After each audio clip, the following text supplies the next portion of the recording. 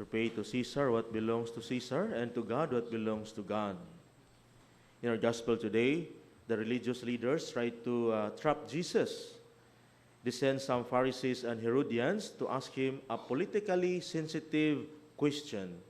Is it lawful to pay taxes to Caesar or not? For Jesus, it is a no-win situation. If Jesus says yes, he risks losing the support of many Jews who have resentment, to the Roman rule. If he says no, he could be accused of rebellion against the Roman authorities.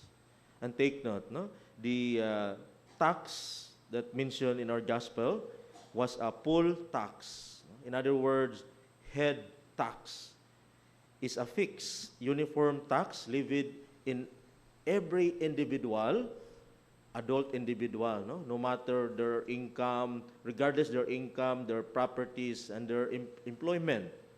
So meaning, it caused controversy among the Jews because it's a political and religious implications. Example, paying tax would seem to support the political claim of Rome because it had to be paid in Roman currency.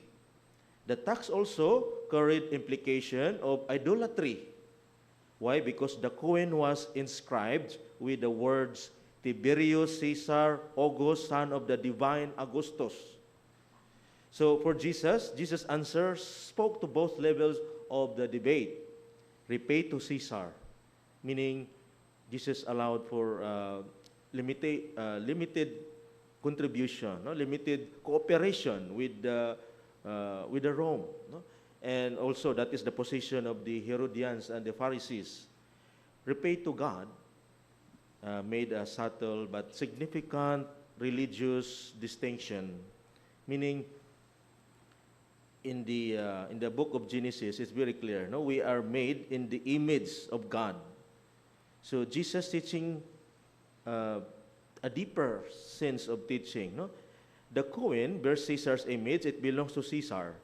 But every human person bears the image of God. All of us. We are told that we are created in God's image and likeness. Therefore, while money, possessions, earthly affairs may have their place, our very selves belong to God. So it's very clear. So today, Jesus challenged us. Jesus teaches us to be responsible citizens. As Christians, we are called to respect legitimate authority, obey laws, and contribute to what is for the common good. Faith does not exempt us from our civic duties. So the real question now, the question is not merely of taxes to the government, but the deeper question now is, are we giving God what belongs to Him? Are we giving God what belongs to God? Do we give God our worship, our trust, our time, our hearts, our lives? So that is a good question today. So many people are careful paying bills, fulfilling work obligations, meeting social commitments, but sometimes neglect prayer, neglect charity, forgiveness, and service to others. Jesus reminds us today that God deserves more than a small portion of our lives. He deserves our whole selves. As we continue this Holy Eucharist, we ask the Lord to purify our minds, our hearts, our intentions. If you look at our country today, we are divided. The politics are so noisy. And you know what? Saint Peter in the first reading reminds us, we should not grow in money, but St. Peter said, grow in grace and in the knowledge of our Lord and Savior Jesus Christ. To Him be glory now and to the day of eternity. Imagine that, looking forward to what is eternal. In our psalm today, Psalm 90 verse 10, we are reminded that our life is 70 years, 80 for those who are strong.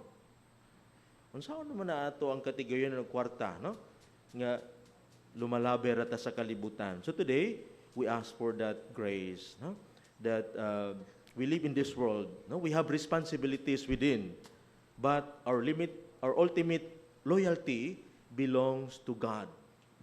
May we faithfully fulfill our duties as citizens and never forgetting that we are God's children, created in His image and called to live His kingdom forever.